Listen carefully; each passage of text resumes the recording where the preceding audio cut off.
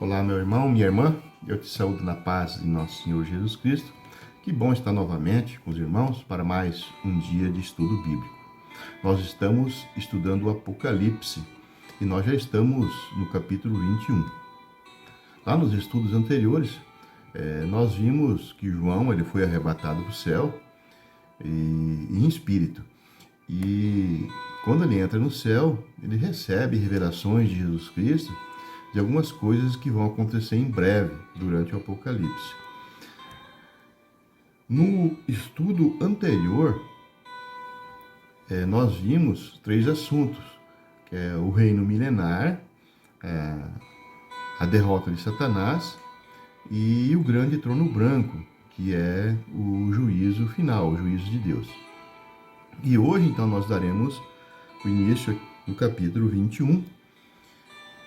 Então, eu peço aos irmãos, pegue sua Bíblia, abra no capítulo 21 e vamos dar início no estudo de hoje.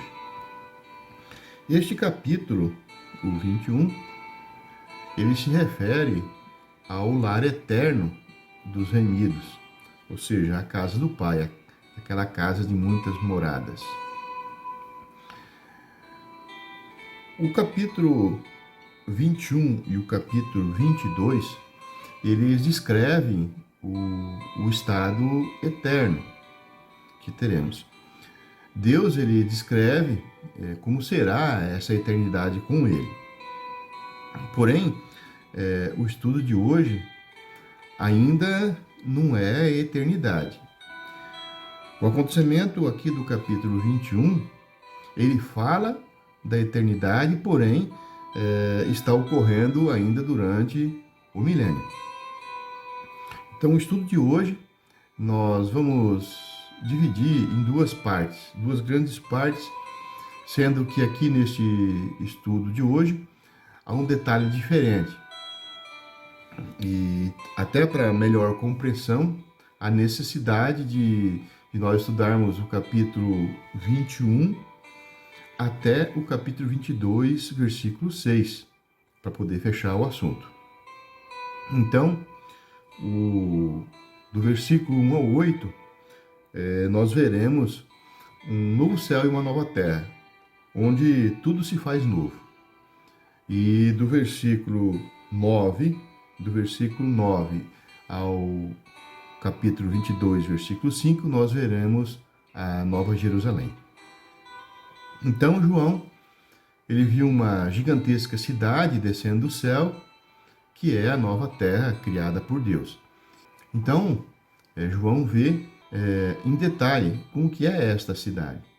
João viu Deus, o Cordeiro, entronizado no centro da cidade, o lugar onde Deus irá reinar. Aqui no versículo 1 ao versículo 5, fala da glorificação da noiva do Cordeiro. Então, vamos ao primeiro assunto, que é o novo céu e uma nova terra. Aqui, uma mudança surpreendente, ela vai ocorrer neste momento. No capítulo 6 em diante, que nós estudamos, começaram com a abertura dos 7 selos. Então, nós vimos praticamente só desordem, vimos tribulação, julgamento e morte. Agora, é um novo e eterno estado de apresentação. O velho passou para sempre. Então, vamos à leitura. Versículo 1 ao 4. Assim fala a Santa Palavra. Vi novo céu e nova terra, pois o primeiro céu e a primeira terra passaram, e o mar já não existe. Vi também a cidade santa, a nova Jerusalém, que descia do céu, da parte de Deus, ataviada como noiva, adornada para o seu esposo. Então ouvi grande voz, vinda do trono, dizendo: Eis o tabernáculo de Deus com os homens. Deus habitará com eles. Eles serão povos de Deus e Deus mesmo estará com eles. E lhes enxugará dos olhos toda lágrima, e a morte já não existirá. Já não haverá luto, nem pranto, nem dor, porque a primeira coisa já passaram. Nós podemos ver aqui que as coisas velhas já passaram. Então, um novo céu, uma nova terra, uma nova ordem, uma terra redimida. Depois de todos os acontecimentos do fim dos tempos, então Deus, ele habita com seus santos nessa nova era. Lá no Éden, o homem foi expulso da presença de Deus. Agora, no futuro, seremos então restaurados à sua presença. Aqui neste mundo, nós andamos pela fé. Mas no mundo vindouro, nós veremos efetivamente a face de Deus. Estaremos com Ele. Estaremos com eles eternamente, pelos séculos dos séculos, sem fim. No versículo 1, também fala que o mar já não existe. Isso aqui se refere à eliminação da iniquidade do mal. Aqui, o mar ele está sendo associado com o mal. A besta saiu do mar. Nós estudamos atrás que a besta saiu do mar, saiu do meio do povo. Então, no versículo 1, está se tratando que a humanidade carnal já não existirá mais. No versículo 2 e no versículo 3, além do novo céu e da nova terra, há uma nova cidade, a Nova Jerusalém, onde Deus irá então viver com o seu povo. E aqui, então, haverá um relacionamento entre Deus e os homens, assim como tinha Adão e Eva lá no paraíso. Deus, ele vai morar com o seu povo. E este deve ser o maior desejo de nós crentes, morar com Deus. No versículo 4, então aqui nós podemos ver que a alegria é completa. Não haverá mais morte, choro, lamento ou dor. Lá em Isaías, no capítulo 35, versículo 10, a palavra fala: E os resgatados do Senhor voltarão, e virão a Sião com júbilo e alegria. E alegria eterna haverá sobre as suas cabeças, gozo e alegria alcançarão, e deles fugirá a tristeza e o gemido. Glória a Deus. Agora, do versículo 5 ao versículo 8, todas as coisas são novas. A leitura fala assim: E aquele que está sentado no trono disse: Eis que faço novas todas as coisas. E acrescentou: Escreve, porque estas palavras são fiéis e verdadeiras. Disse-me ainda: Tudo está feito. Eu sou o Álfega, o Ômega, o princípio e o fim. Eu, a quem tem sede, darei de graça da fonte da água da vida.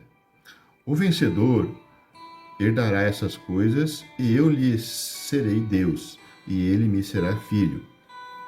Quando, porém, os covardes, aos incrédulos, aos abomináveis, aos assassinos, aos impuros, aos feiticeiros, aos idólatras e a todos os mentirosos, a parte que lhe cabe será no lago que arde como fogo e enxofre, a saber, a segunda morte.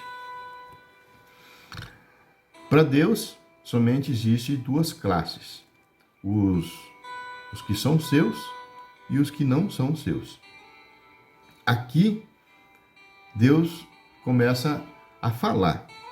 E pelo fato de Deus estar falando, os crentes podem ter certeza absoluta de que este evento um dia vai acontecer. A palavra de Deus, ela nunca muda. E a declaração que está aqui veio daquele que está assentado sobre o trono. E ele fala: Eis que faço nova todas as coisas. Aqui Deus também declara: Eu sou, Eu sou o Alfa, o Ômega, o princípio e o fim. Deus, ele é soberano sobre a história. Está no controle de todas as coisas. Aqui fala de água. Essa água descrita nos mostra a recompensa daqueles que venceram. E as suas necessidades serão completadas, satisfeitas por Deus e satisfeitas por toda a eternidade. Não teremos mais necessidades. O versículo 7 e o 8 separam os vencedores dos covardes. Os vencedores vão ser filhos de Deus e herdarão todas as coisas. Os demais, que são seguidores da besta, então cabe o lago que arde como fogo e enxofre. E aqui, Deus deixa bem claro, relacionando os que não herdarão o reino de Deus. E ele faz uma relação aqui no versículo 8. Ele fala dos covardes, dos incrédulos, os abomináveis, os homicidas, os que se prostituem, os feiticeiros, os idólatras, e fala de todos os mentirosos. Então fica aqui a você um alerta. A você que ainda se enquadra em algum item desta lista e não procurou se arrepender através do sangue de Jesus. Aceite Jesus como seu único e suficiente Salvador para poder entrar nesta lista e ser salvo e estar junto com Ele eternamente no céu. Agora, nós passaremos a segunda parte do estudo, que é do versículo 9 ao versículo 5 do capítulo 22, que aqui nós veremos como será a Nova Jerusalém. Aqui, então, está descrito como é a Nova Jerusalém. A nova casa dos crentes, onde viverão para sempre com Deus. O versículo 9, a palavra fala assim: Então veio um dos 7 anjos que tem as 7 taças, cheia dos últimos 7 flagelos, e falou comigo, dizendo: Vem, mostrar-te-ei a noiva e a esposa do Cordeiro. Aqui no versículo 9, fala da noiva, a esposa do Cordeiro. Então, se referindo à igreja. A noiva representa aqueles que permaneceram fiéis a Cristo. E agora, então, estão preparados para se unir com Cristo. Agora, então, João tem uma outra visão. A noiva gloriosa. Do versículo 9 ao versículo 14, vai descrever a beleza dessa cidade, parecendo-se como fosse uma noiva. O versículo 10 e o versículo 11 fala assim: E me transportou em espírito até uma grande e elevada montanha, e me mostrou a santa cidade, Jerusalém, que descia do céu da parte de Deus, a qual tem a glória de Deus. O seu fulgor era semelhante a uma pedra preciosíssima, como pedra de jaspe cristalina. João lhe foi levado em espírito, foi levado a um lugar alto, né, a um alto monte. Aqui João, ele tenta descrever como que é maravilhosa a igreja vinda com Jesus. E ele fala da santa cidade de Jerusalém, então comparando com uma noiva brilhante. Porém, este assunto, nós daremos continuidade nele apenas no versículo 1 ao 5 do capítulo 22, que fala do mesmo assunto, um completa o outro. Agora nós continuaremos no versículo 12, do 12 ao 14, que a palavra fala assim: Tinha grande e alta muralha, 12 portas, e junto às portas 12 anjos, e sobre ela nomes inscritos, que são os nomes das 12 tribos dos filhos de Israel. 3 portas se achavam a leste, 3 ao norte, 3 ao sul e 3 ao oeste. A muralha da cidade tinha 12 fundamentos. Estavam sobre estes os 12 nomes dos 12 apóstolos do Cordeiro. Então aqui João ele descreve uma cidade ideal para se morar. Uma cidade com segurança. Fala aqui que tinha muros altos e eram guardadas por anjos. Os nomes escritos nas portas, então, representam a continuidade entre a igreja do Antigo Testamento e a igreja de Cristo. O muro da cidade tinha 12 fundamentos, e neles os nomes dos 12 apóstolos do Cordeiro. Então, aqui, nas portas e nos fundamentos, estão o nome das 12 tribos de Israel e dos 12 apóstolos de Cristo. E Paulo escreve, então, lá em Efésios, no capítulo 2, no versículo 20, que a igreja ela é edificada sobre o fundamento dos apóstolos e dos profetas, ou seja, no Antigo e no Novo Testamento. E em Mateus, capítulo 19, 28, Jesus disse aos seus apóstolos da seguinte maneira: também vos assentareis sobre 12 tronos para julgar as 12 tribos de Israel. Vejamos aqui Jesus mostrando para os de seus discípulos que eles também vão julgar sobre as 12 tribos de Israel, ou seja, sobre as multidões. Então agora nós passaremos a ver do versículo 15 ao 21, onde João descreve as dimensões dessa cidade.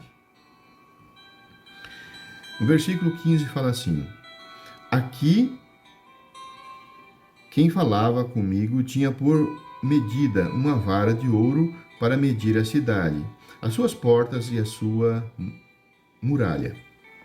A cidade é quadrangular, de comprimento, largura igual, e mediu a cidade com a vara até 12.000 estádios. O seu comprimento, largura e altura são iguais. Mediu também a sua muralha, 144 côvados, medida de homem, isto é, de anjo. A estrutura da muralha é de jaspe. Também a cidade é de ouro puro, semelhante ao vidro límpido. Os fundamentos da muralha da cidade estão adornados de todas as espécies de pedras preciosas. O primeiro fundamento é de jaspe, o segundo de safira, o terceiro é de calcedônia, o quarto de esmeralda, o quinto de sardônio, o sexto de sárdio, o sétimo de crisólito, o oitavo de berilo, o nono de topázio, o 10º de crisópraso, o 11º de jacinto e o 12º de ametista. As 12 portas são 12 pérolas, e cada uma dessas portas de uma só pérola. A praça da cidade é de ouro puro, como vidro transparente. Então nós podemos ver que aquele que falava com João, ele tinha uma cana de ouro. Então uma vara para medir a cidade. Mediu a cidade, as portas e o muro. A cidade estava de uma forma, na forma de um quadrado. Na verdade, o seu comprimento e altura, a largura e a altura eram iguais. Então formavam um cubo. Então essa cidade estava de forma de um cubo perfeito, como que era o Santo dos Santos no antigo tabernáculo, lá no Antigo Testamento. E a medida era de 12.000 estádios, que para hoje isso equivale a aproximadamente 2.260 quilômetros. É muito. Para entender melhor, essa cidade seria aproximadamente a metade do território do Brasil. Porém, na verdade, João estava tentando descrever a igreja, a noiva de Cristo, então comparando com materiais. A cidade, ela é de ouro, e essa cidade de ouro é a noiva de Cristo. Então, nesses versículos, nós podemos ver a glória. Nós podemos ver glória, paz, segurança, uma segurança eterna dentro dessa cidade. É a segurança da igreja junto com Cristo. E agora, então, nós passaremos a ver nos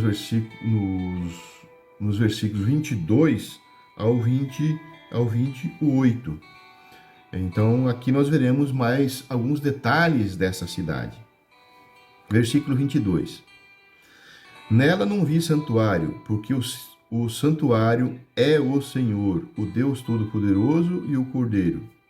A cidade não precisa nem do sol, nem da lua, para lhe darem claridade, pois a glória de Deus a iluminou, e o Cordeiro é a sua lâmpada. As nações andarão mediante da sua luz, e o Rei da terra lhe trazem a sua glória. As suas portas nunca jamais se fecharão de dia, porque nela não haverá noite. E lhe trarão a glória e a honra das nações. Nela nunca mais penetrará coisa alguma contaminada, nem o que pratica abominação e mentira, mas somente os inscritos no livro da vida do Cordeiro. Glória a Deus. Então aqui João observa e não vê um templo nessa cidade, na cidade de Nova Jerusalém. A Nova Jerusalém não precisa de um templo. O templo é o próprio Deus, o Senhor Todo-Poderoso, é o Cordeiro. O templo é um lugar de encontro entre Deus e os homens. É o que nós fizemos sempre nos fins de semana, nos dias de culto. Vamos para se encontrar com Deus, para louvar a Deus. Mas na Nova Jerusalém, Deus sempre vai estar presente para aqueles que estão lá. E assim, nenhum templo será necessário. A presença de Deus ali é eterna. Então torna aquela cidade um santuário. Ali, Deus é a luz perpétua. Ali, então, estarão apenas os que estão escritos no livro do Cordeiro. E os demais já foram lançados no lago de fogo. Aqui, nós finalizamos o capítulo 21. Mas se faz importante nós continuarmos até o versículo 5 do capítulo 22, que é uma continuidade do versículo 9 e 10 do capítulo anterior. Então, vamos voltar nos versículos 9 e 10 do capítulo 21 e vamos ler e depois vamos dar a sequência ao 5 do 22. Assim fala a Santa Palavra. Então veio um dos 7 anjos que tem as 7 taças, cheia dos últimos 7 flagelos, e falou comigo, dizendo: Vem, mostrar-te-ei a noiva, a esposa do Cordeiro. E me transportou em espírito até uma grande e elevada montanha, e me mostrou a santa cidade, Jerusalém, que descia do céu da parte de Deus. Versículo 1 do capítulo 22. Então me mostrou o rio da água da vida, brilhante como cristal, que sai do trono de Deus e do Cordeiro. No meio da sua praça, de um e do outra margem do rio, está a árvore da vida, que produz 12 frutos, dando o seu fruto aos mês em mês. E as folhas da árvore são para a cura dos povos. Nunca mais haverá qualquer maldição. Nela estará o trono de Deus e do Cordeiro. Os seus servos o servirão. Contemplarão a sua face, e na sua fronte está o nome dele. Então já não haverá noite, nem precisam eles de luz de candeia, nem a luz do sol, porque o Senhor Deus brilhará sobre eles e reinarão pelos séculos dos séculos. Glória a Deus. Aqui está falando de um rio de água viva. Lá em Ezequiel, no capítulo 47, no versículo 1 ao 12, fala das águas. As águas, elas corriam do templo. Aqui, elas estão vindo diretamente do trono. E Jesus, ele disse lá em João, capítulo 4, 14, da seguinte maneira: quem beber a água que eu lhe der, nunca mais terá sede. Glória a Deus. Então, a árvore da vida é o jardim do Éden restaurado, no meio daquela cidade de ouro.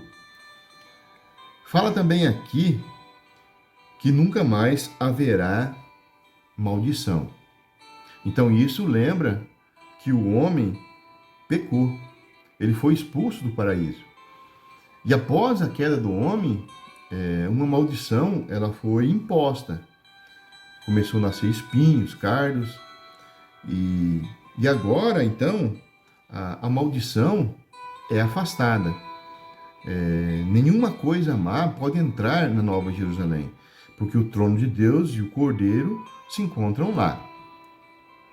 No versículo 5, repete o versículo 25 do capítulo anterior. Não há necessidade de luz, porque Deus é a luz. E reinarão, então, para todo sempre, para a eternidade. E aqui acabam-se as visões de João. João tinha sido arrebatado em espírito e se encontrou no céu, e João recebeu, então, revelações de Jesus Cristo, de coisas que vão acontecer em breve. Após várias revelações que nós vimos aqui no fim dos tempos, agora encerra-se todas as visões de João. Então, no próximo estudo, nós veremos o capítulo 22, do versículo 6 ao 21, onde estaremos finalizando esta série de estudos sobre o Apocalipse. Amados irmãos, caro ouvinte, eu quero te agradecer mais uma vez por essa oportunidade de nós estarmos juntos, estudando a Santa Palavra. Meu amado irmão, espero que você esteja compreendendo a Palavra de Deus. Não sou eu, o pastor, que vai convencer você da Santa Palavra. Quem convencerá você é o Espírito Santo. Então peça a Ele o dom de sabedoria, de inteligência, capacidade, discernimento, para que você possa entender a Santa Palavra e possa divulgar essa Santa Palavra. Que você possa ser uma pessoa que possa evangelizar as outras pessoas, ensinando a Santa Palavra. Vamos orar junto? Pai Santo maravilhoso, neste momento, Senhor Deus, eu quero te agradecer profundamente, ó Pai, por mais esse dia de estudo, de estar com os irmãos, levando a Santa Palavra. Pai, abençoe a cada um, onde eles estiverem neste momento, que eles possam cada vez mais se dedicar, Senhor Deus, à Tua Santa Palavra. Dê sabedoria a eles, Papai, inteligência, capacidade, discernimento, para que eles possam cada vez mais, Senhor Deus, entender a Sua Santa Palavra. Pai, abençoe, dê saúde a eles e prosperidade, em nome de Jesus. E que a graça do nosso Senhor Jesus Cristo, o amor de Deus e a comunhão do Espírito Santo esteja convosco. Até o próximo estudo. Um abraço a todos.